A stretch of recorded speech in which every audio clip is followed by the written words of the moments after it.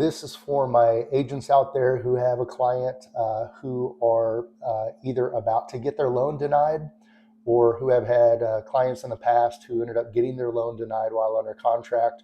Hopefully, if that happened, that was prior to the loan contingency being met, so that you could at least salvage the earnest money.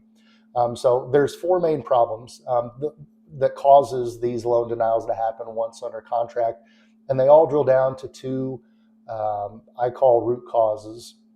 One is you simply have an inexperienced lender. They just don't know what they don't know. Unfortunately, they can't help it. They have to learn just like everybody else, and it's going to take time to do that. The second is poor communication between the lender and your buyer, or the lender not going over and educating your buyer over everything that needs to happen to get that loan approved at the pre-approval process.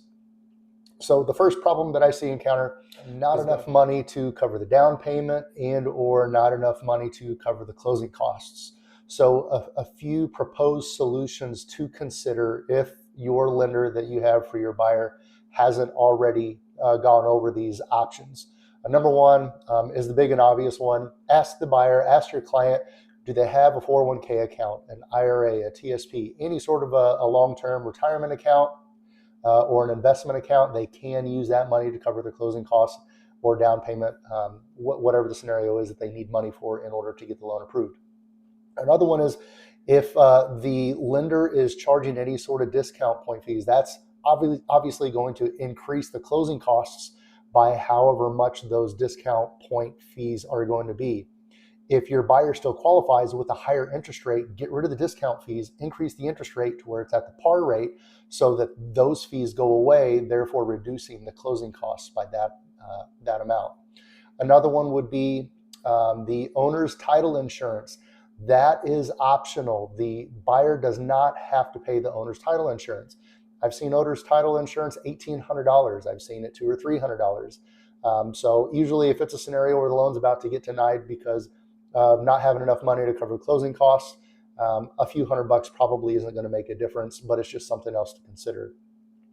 Gift letter, if your buyer has a family member or a spouse who is willing to transfer money directly to title to cover that amount, that would work as well.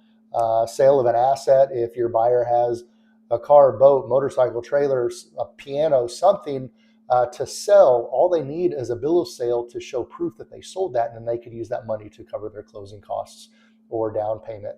And then lastly would be, depending on the closing date, move that closing date all the way to the last day of the month so that there's only 1 day of prepaid interest to pay. And if that's not optional, another example would be to close before the 6th day on or before the 6th day of the following month. Some lenders can offer what's called an interest credit, which is pretty much the same difference as closing on the last day of the previous month.